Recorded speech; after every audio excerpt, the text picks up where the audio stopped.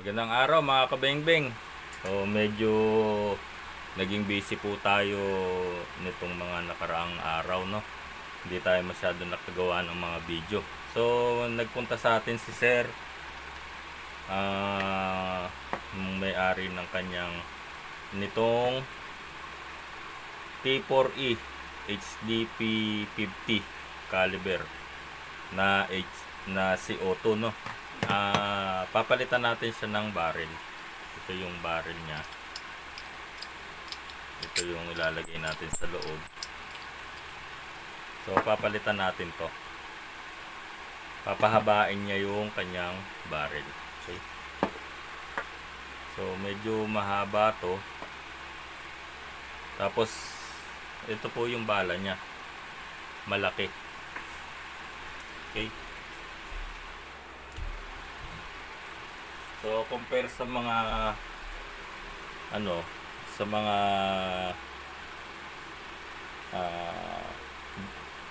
GBB natin, ito 6mm, ito medyo malaki. Ayan. Ganyan siya kalaki. Pang self defense na rin talaga to. So ito po ay Umarex. Okay. So tanggalin na natin yung barrel. Buksan na natin yung unit. Okay.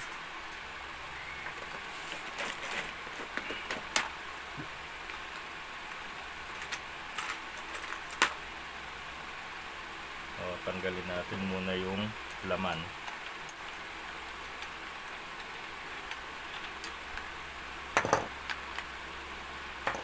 Tanggalin natin itong CO2 nya. Tapos yung mga pin tanggalin natin.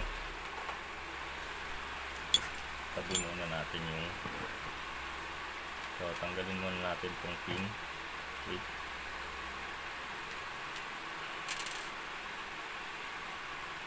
So tanggal na yung babaw niyan.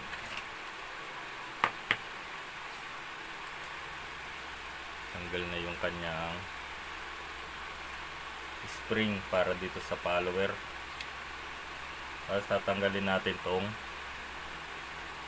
loob.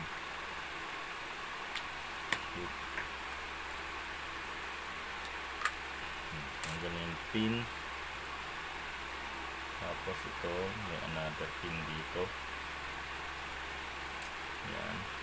Tapos dito may isa pang pin.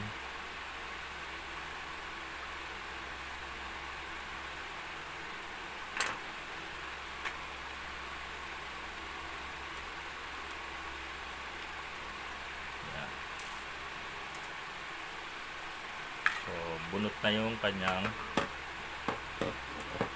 internal. Sabi natin yung mga pin na yan. Tapos may mga screw yan dito. Ayan. Tanggalin natin yung mga screw.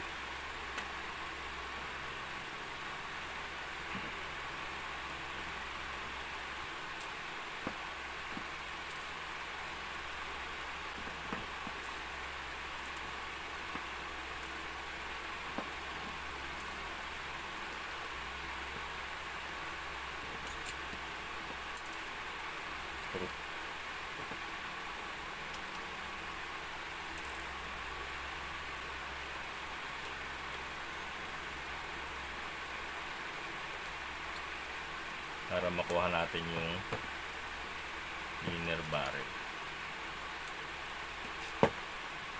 Yun. Okay. So ito na siya mga kabengbeng, no. So ito yung kukunin natin. Itong barrel nya.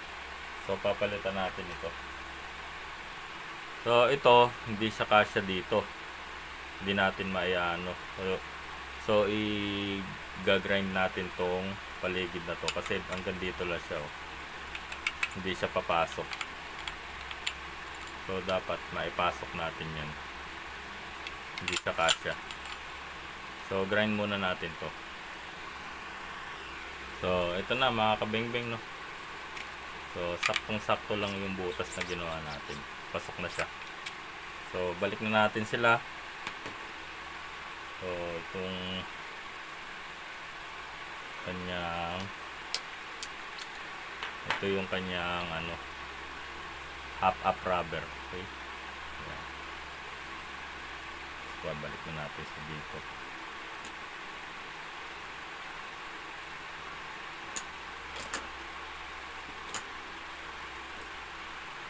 So saktong-sakto lang siya mga kabengbeng. Tapos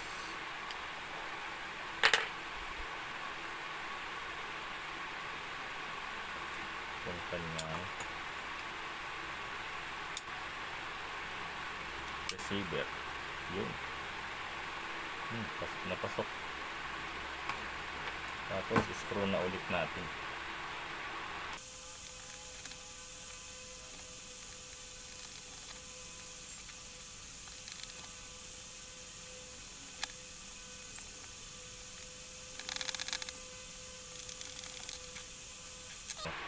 Balik na natin dito sa receiver. Okay,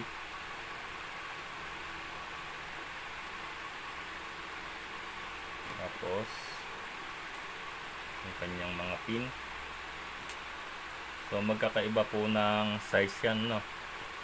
Hindi po siya pare-pareho ng haba.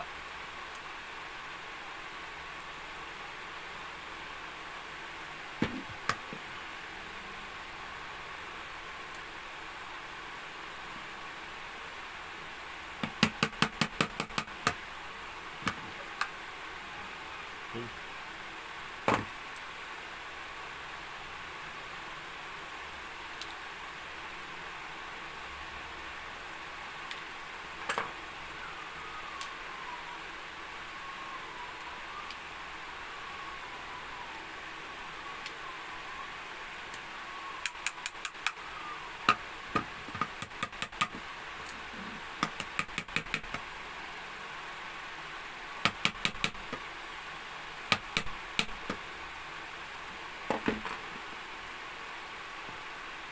So balik natin yung spring.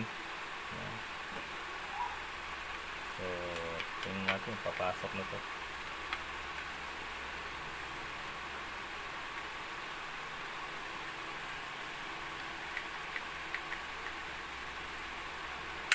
Okay, pasok na mga kabengbeng. Tapos yung kanyang pin.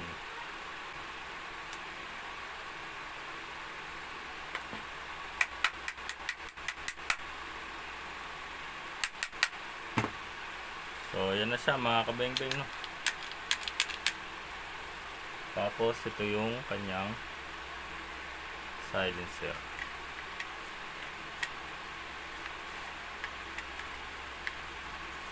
So pwede na po itong umuwi sa kanyang amo. Okay.